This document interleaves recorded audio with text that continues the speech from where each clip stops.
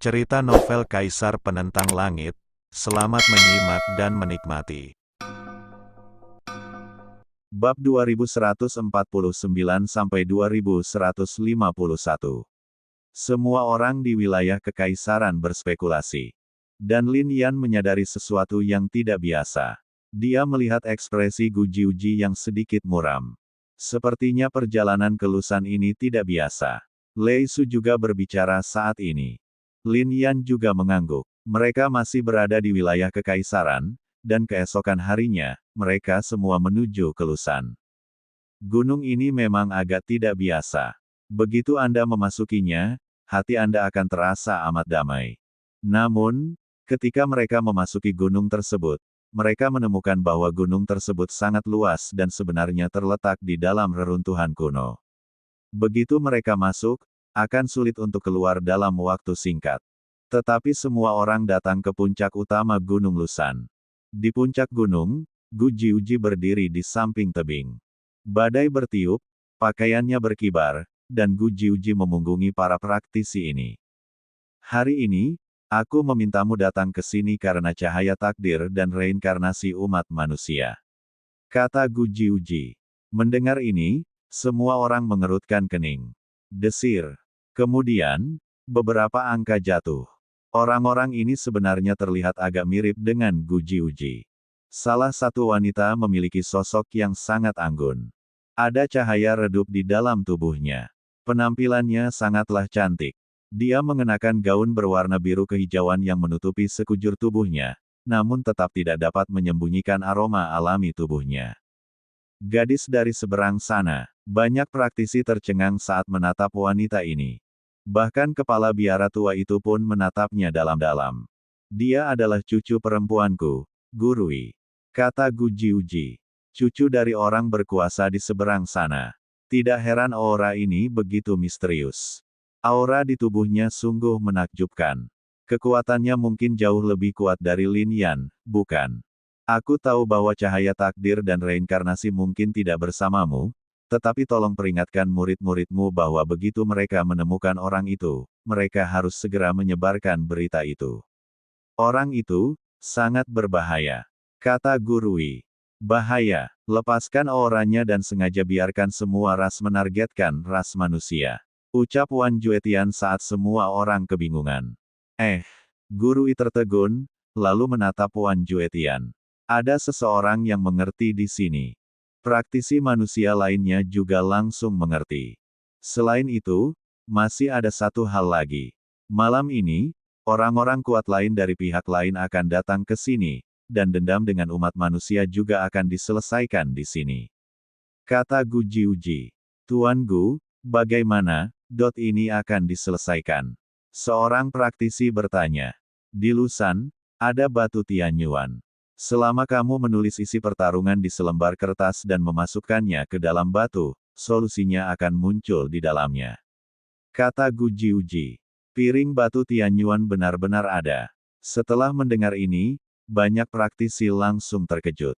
Legenda mengatakan bahwa plat batu Tianyuan ini berasal dari alam surgawi dan dapat menyelesaikan semua perselisihan, seperti keputusan surga. Seorang kultivator lain angkat bicara. Sebagai tanggapan, Lin Yan mengerutkan kening. Dia juga tahu legenda Lusan. Dia juga melihat lempengan batu Tianyuan ini di buku-buku kuno klan Lin. Namun, jika digunakan untuk menyelesaikan konflik antara sekte lain dan suku lain, lempeng batu Tianyuan ini mungkin adil. Tetapi bagaimana cara menyelesaikan konflik antara manusia dan ras lain? Lin Yan melirik Gu Jiuji dan menemukan bahwa ekspresi Gu Jiuji juga sangat serius. Apakah Tuhan bias terhadap manusia? Sudah berapa lama Lin Yan memikirkan hal ini di benaknya? Mengesampingkan tubuh yang menantang surga, Lin Yan punya firasat bahwa Tuhan, sepertinya ingin menghancurkan umat manusia. Apakah Gu Jiuji tahu tentang ini? Ya, adapun praktisi lain dari klan kekaisaran, sekte kekaisaran, mereka semua mengangguk. Para praktisi ini sangat menghormati Tuhan. Keputusan Tuhan pasti sangat adil. Mereka tampaknya tidak pernah meragukan Tuhan. Semakin banyak hal ini terjadi, semakin Lin Yan memfokuskan pikirannya. Akhirnya, malam tiba. Sinar cahaya muncul dan mendarat di sini. Adapun sosok Gu Jiuji, ia juga ada di kedalaman kehampaan. Tampaknya ada napas samar di sana, tetapi tidak seorang pun bisa merasakan ada berapa banyak. Namun, sebuah suara terdengar, kalau begitu, mari kita aktifkan plat batu Tianyuan. Saat suara itu jatuh, selembar kertas melayang turun, dan di atas kertas itu, tertulis kata, sengketa. Wow, lalu selembar kertas itu jatuh di salah satu sisi Gunung Lusan. Bukankah cara penyelesaian perselisihan ini terlalu santai? Lei Su berkonsentrasi dan berkata dengan lembut. Dahulu kala, Lusan adalah gunung tempat perselisihan di dunia diselesaikan. Perselisihan yang tak terhitung jumlahnya antara sekte dan ras diselesaikan di sini. Ini sama sekali bukan hal yang biasa, kata Gurui. Lei Su terkejut, dia jelas berbicara dengan suara sangat pelan. Terlebih lagi, dengan kekuatan, seseorang bahkan dapat menyembunyikan suaranya. Tetapi wanita itu masih mendengarnya. Cucu dari orang berkuasa di seberang sana memang luar biasa. Aku benar-benar tidak tahu, di alam Tiangeng ini, selain Gurui, berapa banyak cucu dari negeri seberang yang telah kembali. Putra dan cucu dari negeri seberang memang telah jatuh ke era ini, tapi, jumlah mereka sangat sedikit. Kata Gurui lagi. Lei Su melirik ke samping. Mungkinkah wanita ini bisa membaca pikiran? Bisakah dia melihat isi hatinya? Kemudian Lei Su memikirkannya, lalu menatap Gurui, memikirkan sesuatu yang tak terlukiskan. Lebih baik kau singkirkan pikiran-pikiran kotormu itu dan terus. Aku akan menghancurkan kopermu, teriak Gurui. Tidak, tidak, ini hanya candaan, kata Lei Su. Dalam keadaan seperti itu, dia tidak berani memikirkannya begitu saja. Dia pun terkesima dengan cucu dari orang sakti dari seberang itu. Wow, saat berikutnya, seberkas cahaya tiba-tiba dilepaskan. Itu sebenarnya adalah cahaya di dalam plat batu Tianyuan. Dan di langit beberapa praktisi mencibir. Saya tidak menyangka mereka akan menggunakan lempeng batu Tianyuan untuk menyelesaikan pertarungan ini. Kata salah satu praktisi. Ini tidak mengherankan. Para praktisi di era ini tidak tahu apa-apa tentang lempeng batu Tianyuan, tetapi di zaman kuno, bahkan para praktisi di alam pesisir lain pun kagum dengan lempeng batu Tianyuan. Penguasa Lusan saat itu mengandalkan lempeng batu Tianyuan ini untuk menyelesaikan semua perselisihan, menjadikan Lusan pegunungan paling damai di era itu, dengan para praktisi dari berbagai ras yang tinggal di dalamnya, kata pria berpakaian putih lainnya. Kalau begitu, bukankah itu berarti, kata praktisi lainnya, piring batu Tianyuan berasal dari alam surgawi dan mengandung kekuatan surga. Kami adalah Paviliun Wang Tian, kata pria berpakaian putih. Dan cara untuk menyelesaikan perselisihan ini adalah agar orang-orang kuat dari sisi lain Paviliun Wang Tian saya memberitahu orang-orang kuat lainnya dari sisi lain. Pada titik ini, para praktisi lainnya juga memahaminya sepenuhnya. Ini adalah rencana Paviliun Wang Tian. Baik, Paviliun Wang Tianmu sungguh menakjubkan, kata praktisi lainnya sambil menatap pria berpakaian putih itu. Kita adalah pewaris takdir, jadi kita luar biasa, kata Baiya. Lihat, orang itu, tampaknya adalah Kaisar Agung umat manusia, Lin Yan. Dia tidak terlihat begitu istimewa, tetapi konon dia memiliki hubungan dekat dengan Ling Qi. Kata kultivator lain, menatap Lin Yan. Mendengar ini, ekspresi dingin Baiya menjadi lebih intens, bahkan dengan niat membunuh. Orang seperti ini tidak lebih dari sepotong ikan dan udang busuk. Bagaimana dia bisa pantas merebut seorang wanita dari kakak tertuaku? Baiya berbicara, suaranya terdengar lebih kejam. Ling Qi, wanita luar biasa yang abadi. Bahkan mereka mengatakannya. Jalan kuno berbintang tidak pernah dibuka, tetapi dia mampu memasukinya sendirian. Itu benar-benar memecahkan keajaiban. Dikatakan bahwa, dia juga menemukan pohon berbintang raksasa, dan bahkan bakat dan tubuhnya dibaptis di sana. Dan tampaknya warisannya juga agak tidak biasa. Kata pria lain, nama pria ini adalah Yuan Qi. Dia, memang mematahkan beberapa belenggu. Sebelum jalan bintang kuno dibuka, kami tidak dapat masuk. Aku benar-benar tidak tahu bagaimana dia bisa masuk. Namun, hanya wanita seperti ini yang layak untuk kakak tertuaku. Sedangkan Lin Yan, dia tidak layak. Kata Bai Ya. Hal ini juga membuat praktisi seperti Yuan Qi menganggukkan kepala. Seketika, ekspresi dingin muncul di sudut mulutnya. Berdengung. Saat mereka berbicara, cahaya akhirnya turun. Di dalamnya ada baris-baris kata yang tertulis. Ini. Melihat kata-kata ini, para praktisi di puncak Gunung Lusan juga memusatkan perhatian mereka. Apakah kita akan menyelesaikan pertikaian ini dengan cara ini? Pertempuran antara ras manusia dan klan dendam di Lusan. Melihat teks itu, bahkan Guru Wi pun terkejut. Dia jelas tidak menyangka kata-kata seperti itu akan keluar dari gunung kedamaian ini. Pertempuran di Gunung Suci Umat Manusia. Dalam kehampaan, Gu Jiuji juga terdiam. Gu Jiuji, ini adalah kata-kata yang bersinar di lempengan batu Tianyuan di Gunung Lusan milik ras manusiamu. Ini juga merupakan cara terbaik untuk menyelesaikan perselisihan kita. Kamu telah menyetujui masalah ini sebelumnya. Apakah kamu masih ingin mengingkari janjimu? Sebuah suara berbicara. Ini juga membuat wajah Gu Jiuji berubah. Pertarungan antara kita tidak akan pernah berakhir dan akan sulit untuk menentukan pemenangnya. Kata Gu Jiuji. Ada hal lain di piring batu Tianyuan. Setelah Gu Jiuji selesai berbicara, kata-kata itu muncul lagi. Melihat teks berikut, sebuah suara terdengar di kehampaan, jika kita tidak bisa menyelesaikannya, kita akan membiarkan para kultivator yang lebih rendah dari kita bertarung. Di antara umat manusia, saya khawatir tidak ada alam kaisar yang lebih kuat. Hanya puncak kaisar agung. Hahaha, sepertinya kalian manusia telah kalah dalam pertempuran ini. Jika kalian kalah, kalian tidak dapat menghentikan kami untuk membunuh umat manusia di wilayah kekaisaran. Jangan khawatir, kami tidak akan pernah membunuh semua umat manusia. Saya berjanji, selama saya menemukan cahaya takdir dan reinkarnasi, saya akan berhenti. Pria kuat di sisi lain berkata. Jangan pernah pikirkan itu, teriak Gu Jiuji. Gu Jiuji, apakah kau benar-benar ingin menarik kembali kata-katamu? Tanya pria kuat lainnya. Aku, Gu Jiuji, tidak akan pernah melihat seorang kultivator pun membantai ras manusiaku dengan kejam. Ucap Gu Jiuji. Suara semacam ini bergema di mana-mana. Tepat pada saat itu, tiba-tiba terdengar suara gemuruh yang keras. Segala sesuatu di lempeng batu Tianyuan melambangkan hukum surga dan merupakan keputusan surga.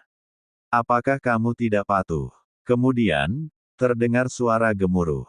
Suara ini tampaknya membawa kekuatan surga. Meyakinkan. Itu juga membuat praktisi merasa sangat kagum. Paviliun Wangtian, kata Gu Jiuji. Tanpa diduga, pada saat ini, orang kuat dari sisi lain Paviliun Wangtian juga berbicara. Melihatnya seperti ini, wajah Gu Jiuji berubah muram. Pada saat ini, para kultivator di puncak Gunung Lusan juga mendesah. Mereka mengerti bahwa ini, hanya itu yang dapat kami lakukan. Lihat, lebih banyak teks muncul. Lalu, lebih banyak teks muncul. Jika kita dapat menemukan tahta kekaisaran, kita dapat menghentikan perang ini. Siapapun yang menemukan tahta kekaisaran terlebih dahulu akan memenangkan pertempuran. Benarkah demikian? Banyak praktisi berkata sambil melihat teks tersebut. Tahta kekaisaran dipegang oleh seorang kaisar agung tertentu. Sudah lama berlalu dan telah lama menghilang tanpa jejak. Di masa lalu, banyak sekali praktisi yang mencarinya. Namun pada akhirnya, tidak ada yang diperoleh. Bagaimana kita bisa menemukannya sekarang?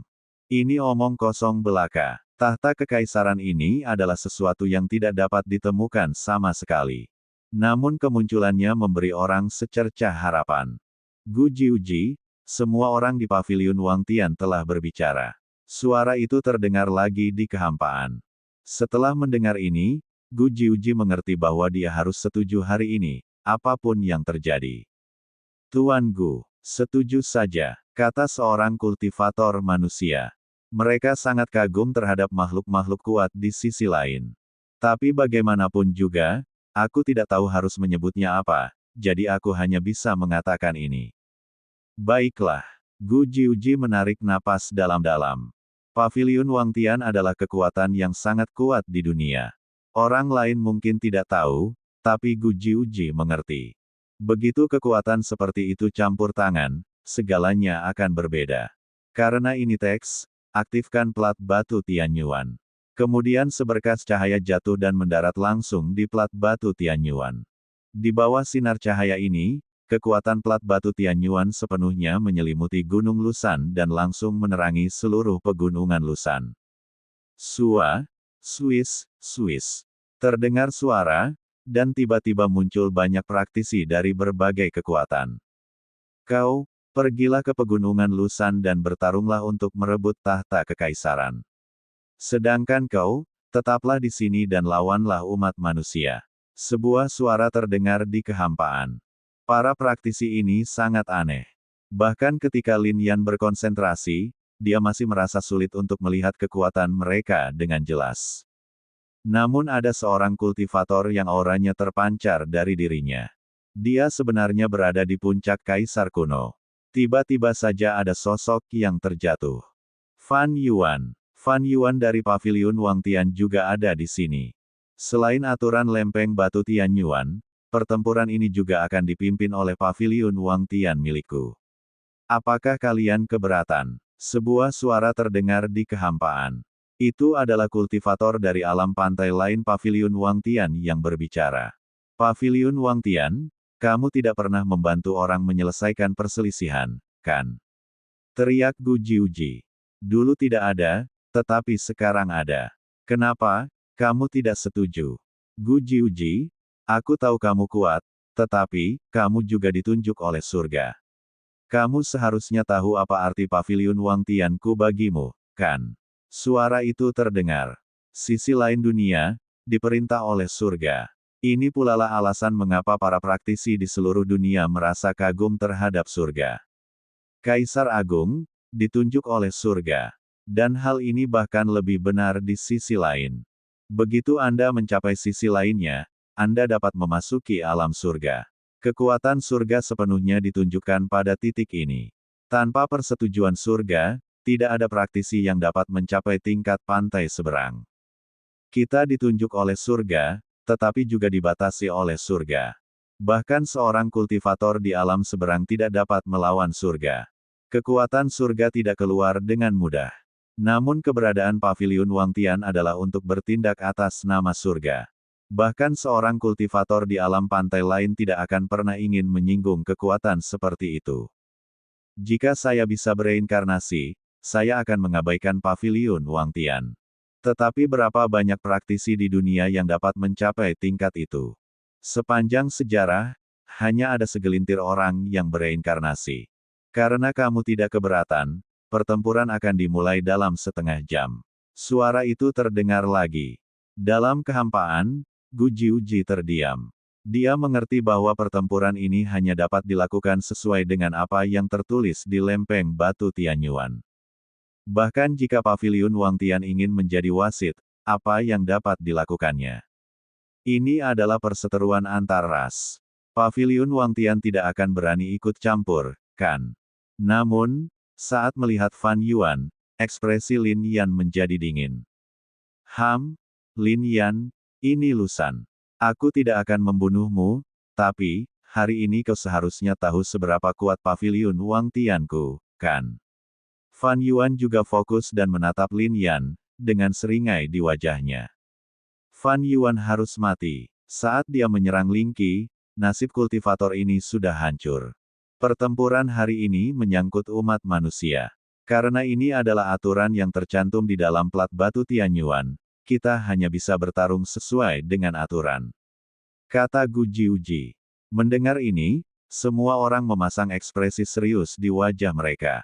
Namun, dalam perang seperti itu, mereka mungkin tidak dapat campur tangan sama sekali, bukan? Di antara para pembudidaya yang datang ke sini, ada seorang kaisar kuno puncak.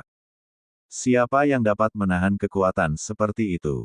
Gu Jiuji, apakah menurutmu ras manusiamu bisa menjadi lawan kami? Ras manusia di alam Tiangeng terlalu lemah. Bahkan tidak ada seorang kultivator di puncak Kaisar kuno. Bagaimana kau bisa melawan kami? Kau sudah kalah dalam pertempuran hari ini. Untuk mencegah ras manusiamu mati dengan menyedihkan, kupikir sebaiknya kau mengaku kalah dalam pertempuran ini. Sedangkan kau, minggirlah dan jangan halangi kami melakukan apa yang kami inginkan. Hasil pertempuran di bawah lempengan batu Tianyuan harus dipatuhi. Kalau tidak, itu akan melawan surga. Orang kuat dari sisi lain berbicara dalam kehampaan. Suara ini mengejutkan semua orang. Wajah Gujiuji terdiam, dan dia langsung berkata, bagaimana kamu bisa mengaku kalah tanpa bertarung? Karena kamu ingin bertarung, aku akan mengabulkan keinginanmu. Suara itu terdengar semakin jelas di kehampaan. Ledakan. Saat berikutnya, suara gemuruh terdengar lagi. Lalu satu demi satu sosok jatuh. Sosok-sosok ini dipenuhi dengan energi yang kuat. Sebelumnya, telah muncul beberapa kultivator di puncak level Kaisar kuno, dan sekarang, telah muncul beberapa kultivator yang lebih kuat. Di antara mereka, ada satu yang memiliki kekuatan puncak Kaisar kuno. Apakah itu kamu? Gurui menatap para praktisi ini dengan ekspresi dingin. Apakah kamu mengenal mereka? Tanya Wan Juetian. Selama bertahun-tahun, kita semua telah berada di wilayah lain, dan mereka, semuanya adalah murid dari orang-orang kuat di sisi lain. Gurui berbicara dengan tatapan serius di matanya. Meskipun dia adalah cucu Gujiuji, dia sangat berhati-hati saat ini. Jika saja, tidak apa-apa kalau hanya bertengkar dengan satu orang. Tapi di sini, berdiri secara digital. Gurui, aku tidak menyangka kita akan bertemu lagi. Kultivator dengan aura puncak Kaisar kuno itu berbicara. Feng Ke, kamu dari suku mana? Tanya Gurui sambil menatap kultivator yang tampak seperti manusia itu. Haha, kalau nanti kita bertarung lagi, aku akan kasih tahu. Ucap pendekar yang bernama Feng Ke. 4 Kaisar kuno di tingkat puncak. Lei Su berkonsentrasi dan berbicara. Gujiuji, sebagai orang kuat dari pihak lain, bertarung dengan orang kuat lainnya dari pihak lain, dan sulit untuk menentukan pemenangnya. Dan sekarang, kunci pertempuran yang menentukan terletak di puncak kultivator Kaisar kuno. Alam Kaisar lebih dari sekadar ini. Ada alam lain di atas Kaisar kuno. Hanya saja, di era ini, para praktisi ini belum muncul. Namun, hanya 4 praktisi ini yang berada di puncak level Kaisar kuno, kata Gurui. Dia bisa bersaing dengan seseorang yang mampu. Namun dengan 4 orang di antaranya, hasil pertempuran ini hampir pasti tidak dapat dilakukan. Lei Su menatap Lin Yan. Lin Yan juga menggelengkan kepalanya sedikit. Di puncak Kaisar kuno, ada terlalu banyak kultivator yang berada di tahap pencapaian hebat. Jika kekuatan Lin Yan dapat mencapai tingkat baru lagi, dia mungkin mampu bersaing. Namun sekarang, kesenjangannya terlalu besar. Lagi pula, jika pertempuran semacam ini dianggap sebagai pertarungan yang adil, senjata tidak dapat digunakan sama sekali. Ini buruk. Lei Su juga mendesah. Namun, Lin Yan akhirnya menarik napas dalam-dalam dan berdiri di depan. Bahkan jika Anda tidak menang. Tetapi ketika umat manusia dalam bahaya, dia tidak akan menyerah tanpa perlawanan. Namun, ini membuat Feng Ke, Wu Wei dan 4 praktisi lainnya mendengus dingin. Dia hanyalah kaisar umat manusia. Apakah kau benar-benar berpikir kau dapat bersaing dengan kami? Orang ini sangat sombong. Dia tidak kuat, tetapi sangat arogan. Serangkaian suara mengejek terdengar. Suara mendesing. Dan di bawah ini, beberapa angka jatuh. Saat mereka muncul, bahkan Fan Yuan pun memusatkan perhatiannya dan langsung melemparkan pandangan kagum ke arah mereka. Desir, desir, desir. Banyak orang juga yang menoleh dan langsung mengerutkan kening. Jangan lihat aku di sini hanya untuk menonton, untuk melihat bagaimana kalian manusia kalah, hahaha. Aku juga ingin melihat bagaimana orang bodoh tertentu dapat mengguncang gajah dengan kekuatan semut yang lemah. Orang-orang yang datang adalah Bai Ya dan kelompoknya dari Paviliun Wangtian. Dalam kata-kata Bai Ya, dia sama sekali tidak menganggap serius Lin Yan. Sekarang setelah dia berbicara, yang tersisa hanyalah menyebutkan namanya. Tuan Muda Bai Ya benar. Beberapa orang mungkin pernah berdiri di puncak dunia di era sebelumnya, tetapi, di era ini, mereka masih ingin setara dengan dunia. Itu benar-benar kesalahan besar. Hari ini, biarkan mereka mengerti bahwa kekuatan mereka sama lemahnya dengan seekor semut di era ini. Fan Yuan juga berbicara. Ledakan. Lei Su, Wan Juetian dan yang lainnya langsung marah. Ini hampir menunjuk hidung Lin Yan dan mengejeknya. Feng Ke, Wu Wei dan 4 kaisar kuno puncak lainnya bahkan lebih meremehkan Lin Yan, dan segera berkata, Saudara Bai, lihat saja hari ini. Hari ini, saya hanya perlu mengambil tindakan, dan dalam satu gerakan, saya akan sepenuhnya menekannya dan membuatnya berlutut di depan Saudara Bai. Kemudian para kultivator di alam Tiangeng juga dapat melihat betapa tak tertahankannya kaisar di hati mereka di depan kita. Hahaha, suara-suara terdengar tiba-tiba. Apakah kalian tidak meremehkan ras manusia kami? Tepat saat Lin Yan mengepalkan tangannya, sebuah suara tiba-tiba terdengar. Dalam sekejap, banyak pagoda di alam Tiangeng mulai bergetar, dan kemudian sebuah sosok mengembun. Saat sosok ini muncul, tubuh Tai Yuer mulai bergetar.